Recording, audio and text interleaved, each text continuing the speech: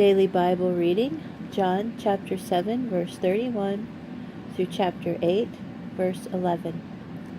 However, many in the crowd put their trust in him and said, "When the Messiah comes, will he do more miracles than this man has done?" The Perushim heard the crowd whispering these things about Yeshua. So the head Kohanim and the Perushim sent some of the temple guards to arrest him. Yeshua said, "I will be with you only a little while longer.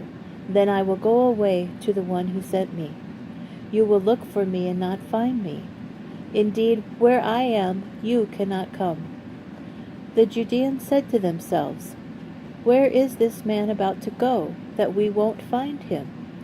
Does he intend to go to the Greek diaspora and teach the Greek-speaking Jews? And when he says, 'You will look for me and not find me,' indeed, where I am, you cannot come, what does he mean?" Now on the last day of the festival, Hoshana Rabbah, Yeshua stood and cried out, "If anyone is thirsty, let him keep coming to me and drinking. Whoever puts his trust in me, as the scripture says, rivers of living water will flow from his inmost being."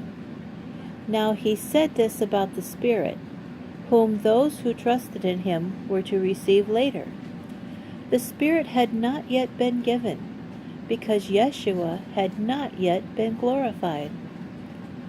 On hearing his words, some people in the crowd said, "Surely this man is the prophet." Others said, "This is the Messiah." But others said, "How can the Messiah come from the Galilee? Doesn't the Tanakh say that the Messiah is from the seed of David and comes from Beit-Lechem, the village where David lived?" So the people were divided because of him. Some wanted to arrest him, but no one laid a hand on him.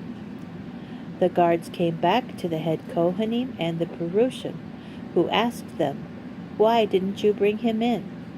The guards replied, "No one ever spoke the way this man speaks." "You mean you've been taken in as well?" the Perushim retorted. "Has any of the authorities trusted him? Or any of the Perushim? No." "True, these Amahorats do, but they know nothing about the Torah. They are under a curse." Nakdeman, the man who had gone to Yeshua before and was one of them, said to them, "Our Torah doesn't condemn a man, does it, until after hearing from him and finding out what he's doing?" They replied, "You aren't from the Galilee too, are you? Study the Tanakh and see for yourself that no prophet comes from the Galilee." Then they all left, each one to his own home. But Yeshua went back to the Mount of Olives. At daybreak he appeared again in the temple court, where all the people gathered around him, and he sat down to teach them.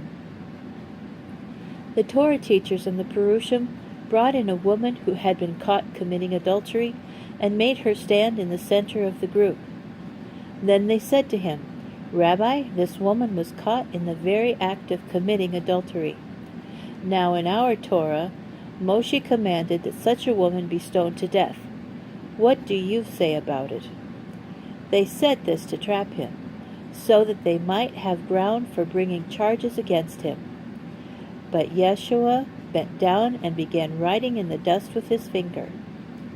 When they kept questioning him, he straightened up and said to them, "The one of you who is without sin, let him be the first to throw a stone at her." Then he bent down and wrote in the dust again. On hearing this, they began to leave, one by one, the older ones first, until he was left alone with the woman still there. Standing up, Yeshua said to her, "Where are they? Has no one condemned you?" She said, "No one, sir." Yeshua said, "Neither do I condemn you. Now go and don't sin any more."